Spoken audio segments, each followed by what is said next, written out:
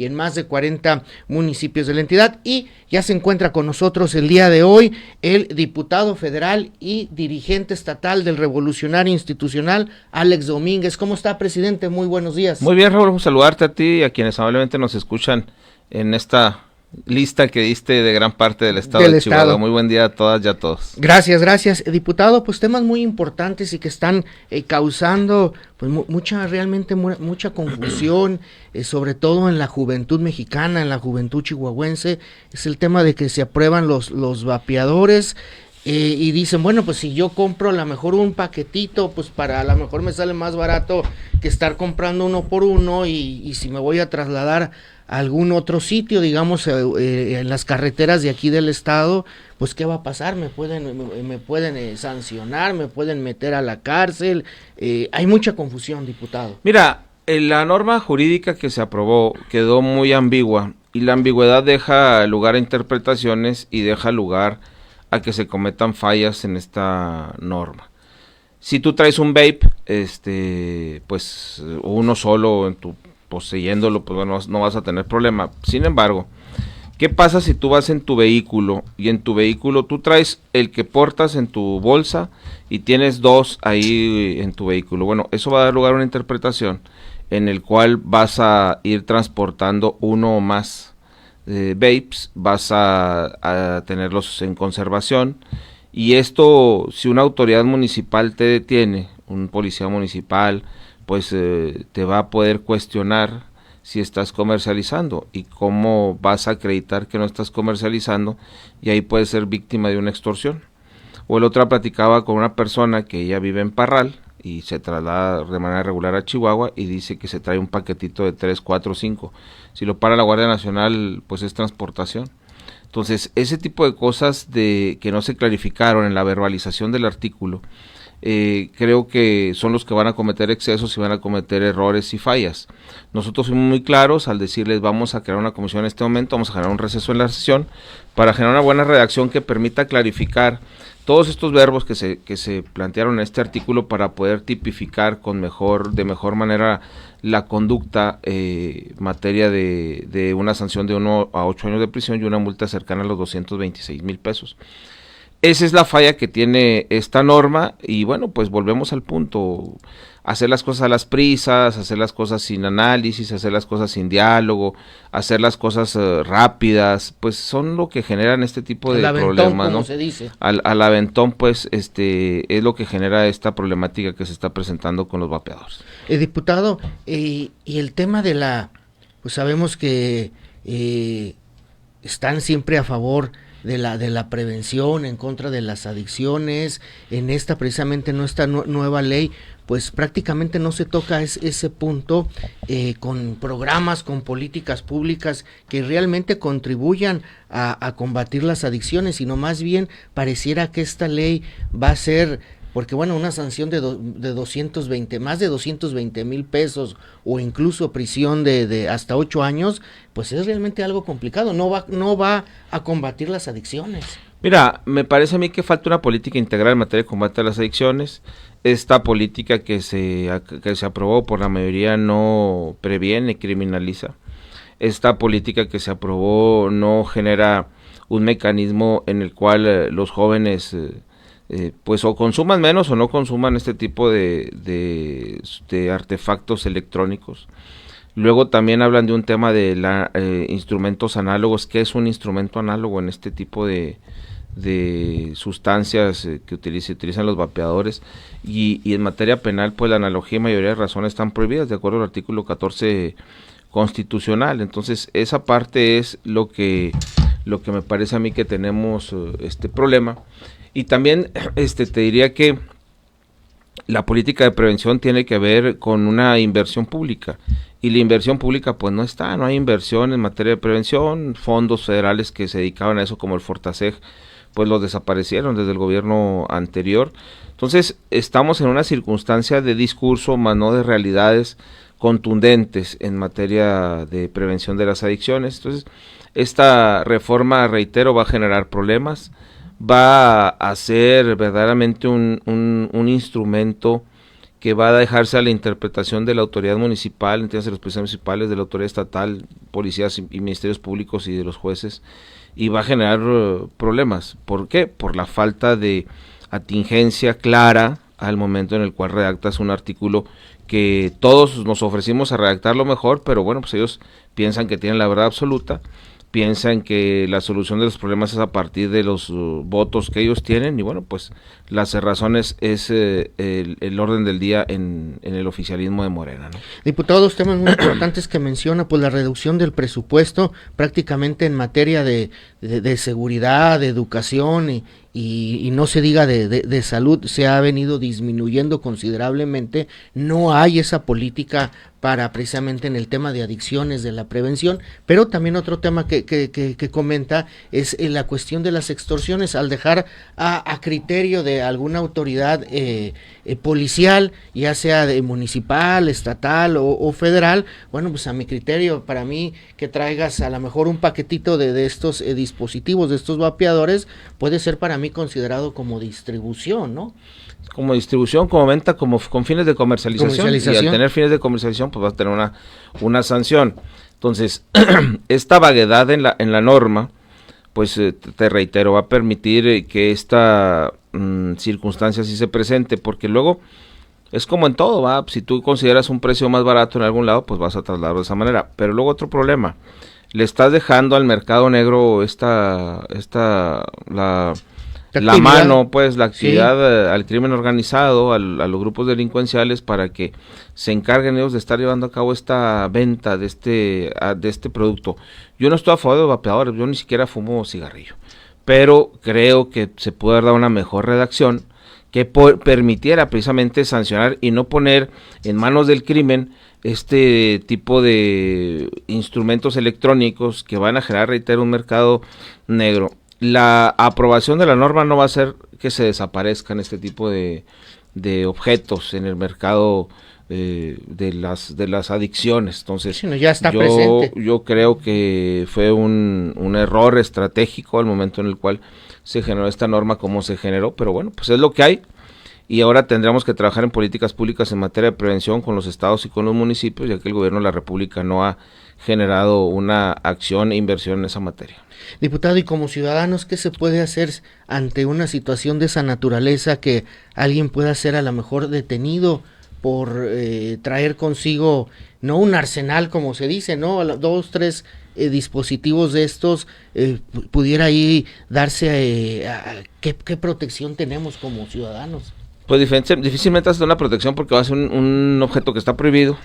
Es imposible, entonces. ¿Cómo vas a generar un ticket de que es uno el que compraste, y que como la comprobación o la carga de la prueba que va a estar en tu contra, cómo la vas a acreditar? Por eso insisto, no puedes dejar tan vago un artículo, porque esto va a generar interpretaciones de quienes no conocen la norma jurídica, incluso de los policías municipales en una primera detención, y va a generar corrupción, va a generar extorsiones, va a generar el que te pidan dinero, eso va a generar, y eso pues es muy, muy triste y muy lamentable que desde el poder público no se prevean estas cosas y sean ellos mismos quienes propicien que se lleven a cabo, ¿no? Así es, diputado. Y en otro tema, la presidenta de la República estuvo de gira aquí en el estado de Chihuahua, en la sierra, también en la frontera, y algo que llamó mucho la atención, que es precisamente tras presiones a México,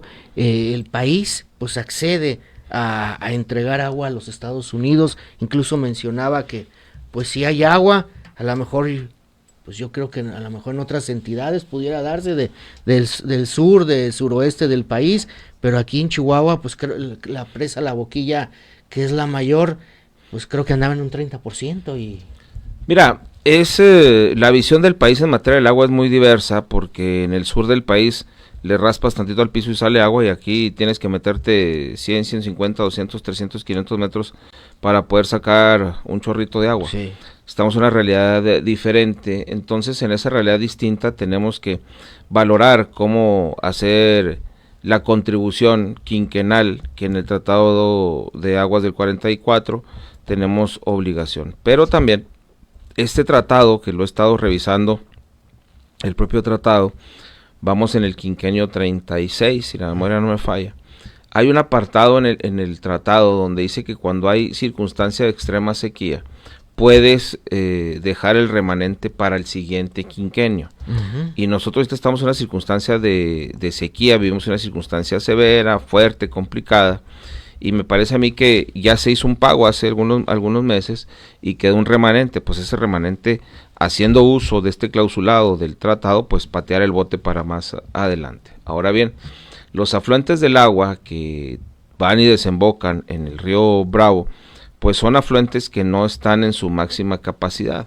Como bien señalas tú, nosotros tenemos una capacidad en la mayor presa del estado de Chihuahua del 35%, y no estamos en condiciones pues de entregar aguas que no son remanentes, es decir, no tenemos de sobra. No, entonces estamos ante una falta de agua, y esto complica nuestros próximos ciclos agrícolas, en el cual si nosotros generamos el pago de esta agua. Ahora bien, pues si los afluentes tanto de Estados Unidos como de México no están en su mejor condición, pues obviamente que no tenemos manera de hacer el pago de un agua producto de un tratado. Entonces, yo que considero que nosotros debiéramos de hacer como país alusión a esta circunstancia específica que prevé el tratado, en el cual por circunstancias climatológicas de extrema sequía no estamos en las condiciones de hacer la aportación que nos toca como país, porque al final de cuentas no se trata de que le debamos o no le debamos. Tú le debes a alguien cuando alguien te presta algo.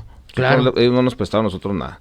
Son colaboraciones institucionales de ambos países sobre el tema del agua, y en esta condición en este momento no estamos en la condición de hacer nuestra aportación, y en esta condición de no hacer nuestra aportación el tratado es muy claro. Cuando hay circunstancias de extrema sequía que hagan imposible el pago, se puede patear el bote, valga la expresión, al siguiente quinquenio, que sería el 37. Entonces, pues bueno, lamento que estemos en esta circunstancia interpretativa de una disposición internacional que se ve así, y lamento también que no se vea la circunstancia que tenemos en materia de agua. Tenemos circunstancias difíciles. Nosotros en Chihuahua tenemos una circunstancia compleja. Pues digo, yo no sé Coahuila, Tamaulipas, Nuevo León, en qué circunstancias se encuentren, pero tampoco están en la mejor de las circunstancias. Entonces, bueno, yo apelaría a este tipo de relación internacional. También sé que hay una presión del gobierno de Estados Unidos, y sé que hay un manejo no el más adecuado en materia de las relaciones con Estados Unidos, porque pues tenemos el problema de los aranceles, tenemos el problema de la revisión del Tratado de México, Estados Unidos y Canadá, el TEMEC, el próximo año. Hemos estado en una circunstancia compleja en nuestra relación por las equivocaciones que se tuvieron al principio del arranque del gobierno de Trump, las equivocaciones que tuvo el gobierno de la República en la relación y en el manejo del tema del crimen organizado. Entonces, bueno, pues eso nos ha puesto en una circunstancia muy compleja, y bueno, pues yo espero que no sea, si ya tomaron la determinación de hacer una aportación de agua, pues que no sea de las aguas de Chihuahua, porque no estamos en la condición de hacer la aportación que le corresponde al gobierno mexicano en este tratado.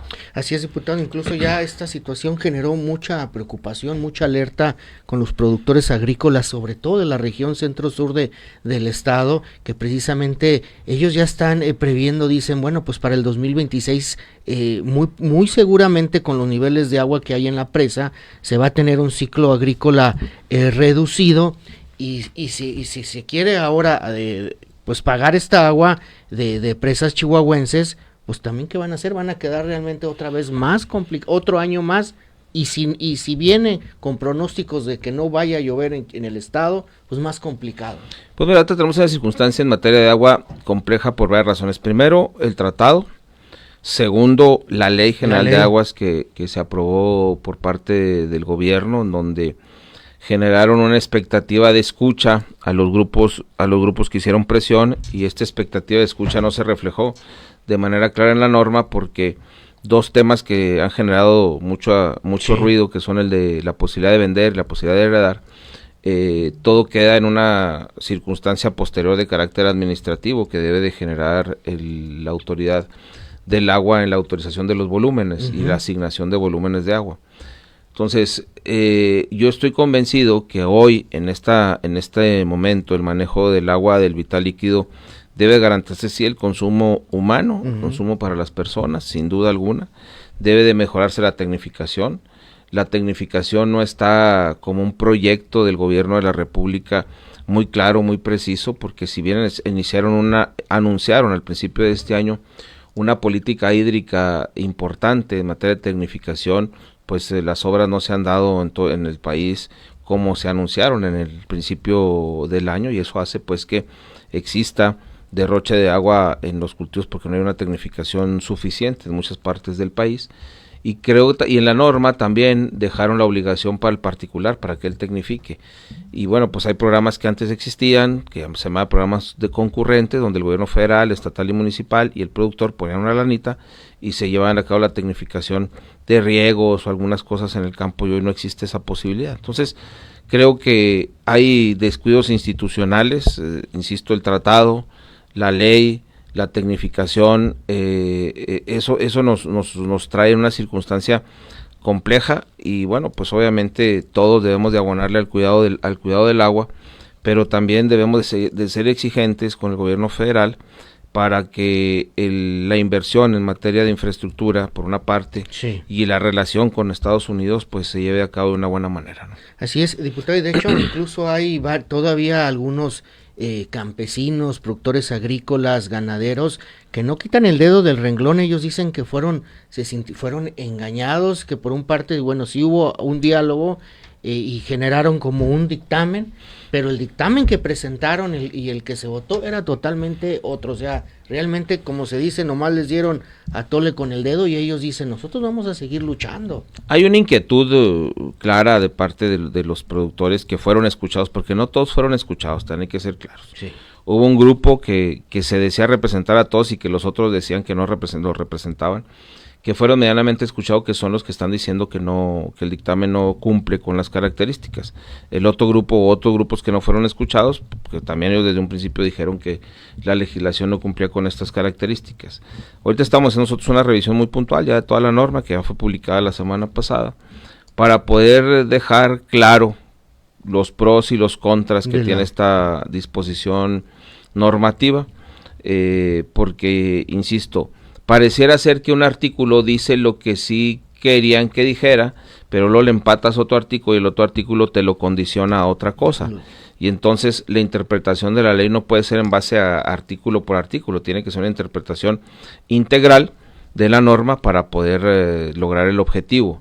La centralización en materia de decisiones en el manejo del agua es brutal, y me parece a mí que la centralización no obedece a un criterio de regionalización adecuado. Insisto, no es lo mismo un Hawái en la zona sur, en Tabasco, a una acequia en la zona aquí del estado de Chihuahua, o un almacenaje de una noria. No es lo mismo. Entonces, sí, no, totalmente. Incluso en Chihuahua no son las mismas realidades en la extensión territorial que tenemos como entidad federativa. Entonces, estamos en una circunstancia, insisto, compleja. Yo estoy convencido que en estos días y en el mes de enero seguirá habiendo manifestaciones sobre este tema, expresiones públicas de parte de la gente del campo, y nosotros tenemos que estar muy claros y observando y proponiendo soluciones para atender este gran problema que se nos viene encima, ¿no? Sí, así es. Y bueno, pues hay que irnos ya, es tiempo de irnos un pequeño corte comercial, no sin antes agradecerle